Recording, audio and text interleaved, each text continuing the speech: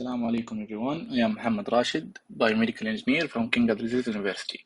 And this presentation is about my summer training. First of all, we're gonna talk about the introduction, and then we will move to the hospital background. And after that, we're gonna present you the objectives from this summer training. And after that, problem definition, then the work environment, and after that, the tasks and projects, and the equipment, and finally, the conclusion. First of all, the training is essential for the engineering student because the training gives the student more experience about the practical life and which can help the student to prepare after graduation for the real life. And this is one of the training benefits. And the expected outcomes from this training is that the engineer trainee should have an increased knowledge of medical devices because there is a significant difference between the theory we learn in the university and the practice of engineering in real life. I began my training as a full-time trainee at the National Guard Hospital in the healthcare technology management. And here is the photo for the King Abdulaziz Medical City, which is National Guard Hospital. And the National Guard Health Affairs is a medical complex in the Kingdom of Saudi Arabia. It consists of medical cities that are started in many regions in Saudi Arabia, such as the Riyadh, Jeddah, Medina, Dammam, and Al Ahsa. And King Abdulaziz Medical City developed a lot of medical projects, such as the Cardiology Center, Nursing College at King Saud University for health science, outpatient clinic center, and expansion to all emergency room facilities, and the oncology center and the burns unit. The main objective of summer training is to gain an experience at the workplace as a biomedical engineer and learn how to apply the theoretical concepts that have been learned at the university in the field and to try to find the solutions and to any problem that may face in field by doing troubleshooting techniques. Problem definition. In general, there are three things for biomedical engineer, which is the inspection and installation for the new devices that come to the hospital, and work orders, uh, which is if there is any device that has any problem or any issue, the end user will send work order to describe the problem to the engineer, and the engineer will go and fix the issue that happened to the device, which we can name it as repair maintenance. And finally, the preventive periodic maintenance, which is scheduling for all the equipment in the hospital. So before any problem could happen, so the BPM just to make sure that the devices work perfectly. The training was divided into 12 weeks in Healthcare Technology Management Department, and there are four main sections, which is medical instrumentation, hemodialysis and laboratory, imaging and oncology, and cardiovascular center. And the main tasks I have been assigned to learn everything that I can in my period of the training about all the medical devices in the hospital. And as you can see here in the table, uh, describe the training subject and each assigned engineer for each subject. And it is divided by weeks for each section.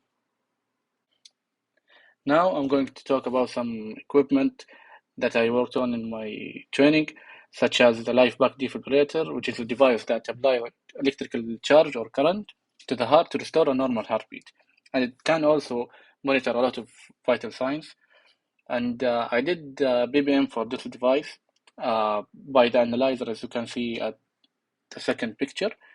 Um, there was 6-page checklist to check each feature in this device if it is work properly or not, such as uh, doing calibration for the blood pressure, the ECG, and uh, and the SpO2, and also check if the printer is working properly.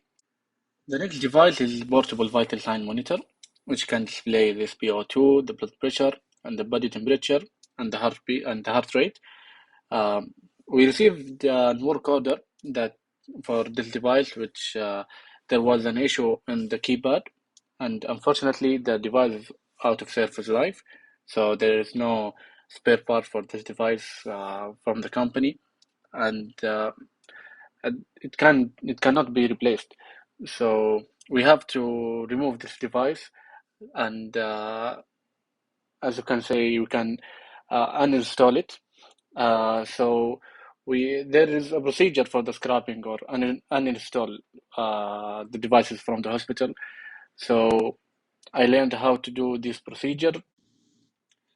The next device is a bedside monitor, which is fixed on the bed next to the patient.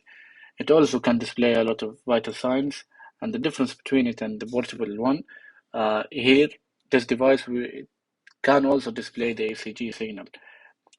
After we did the troubleshooting with the engineer, we figured out that the problem was on the power supply board. So we brought a new power supply and we replaced it, and the device was worked perfectly. The next device is ventilator machine, which can help or replace the function of human lungs in order to exchange gases to make the breathing possible. And the ventilator is one of the most important device because it's considered as a life support machine. And this device has a problem with the oxygen sensor. So we test the machine and it showed the problem with reading of oxygen ratio. And to solve this issue, we replaced the oxygen sensor inside the ventilator. Then we did the calibration procedure to make the device work properly. The next device is an ECG machine, which can display and print the current flow through the heart muscle. And the problem was the printer is not working properly. And most of the time, this thing happens because of the battery. Because if the battery is not charged or it has a problem, the printer will not work. So we checked the battery, and the battery was too old. So we changed the new battery, and the device and the printer uh, returned to work properly. The next device is infusion pump, which is a device that delivers flows into the patient body, and it can be controlled by the end user to determine the doses and the time period. And the infusion pump is a critical device because in the hospital there are a lot of infusion pump there, and approximately 2,800 devices. Uh, so Medisafe company keep a resident engineer there to be responsible for all these devices. Um, and this infusion pumps that have a problem in the door, and the control board was in the door. So if there is any problem with the door, the control board will not work. So we have to replace the door for this device. The next device is transportable incubator, which can regulate the temperature, humidity, and other environment conditions to help the baby to grow. Um, uh, this device, uh, this device fell down, so we take the incubator to the workshop, and after we open the unit, we found the incubator has a problem with the fan and the main board. So we use the new spare part that we had already in the workshop, a fan motor, and replace the board because the board was broken. And after that, the device worked perfectly. The next device is mobile X-ray, which is form of electromagnetic radiation that generate images of the tissue and the structure inside the body. The mobile X-ray is used for the patient, those who are unable or hard to move around the hospital. For this device, when we did the BPM, we found that there is an error, which is test 2. Test 2 failed. So due that, we used the service manual to determine this failure. And according to the user manual, there is a problem in the RAM battery. So uh, we opened the device and we found out that the cable disconnected from the RAM circuit. After we connected, the test was successful and the device was working properly. In conclusion, I have completed 3 months training as a biomedical engineer in National Guard Hospital. And this time, I learned a lot of new information and gained a lot of skills in different medical equipment. And one of the outcomes is the knowledge and the information about the medical equipment, such as the ECG, and the ventilators and the X-ray machine and how important for the patient life. And I hope more students have to training in National Guard Hospital because I think it's the best hospital for training, and because the engineers there were well trained and high qualified, and I'm very happy and proud to make this chance to be a trainee under the healthcare technology management. And thank you for listening, and the feedback always will be appreciated.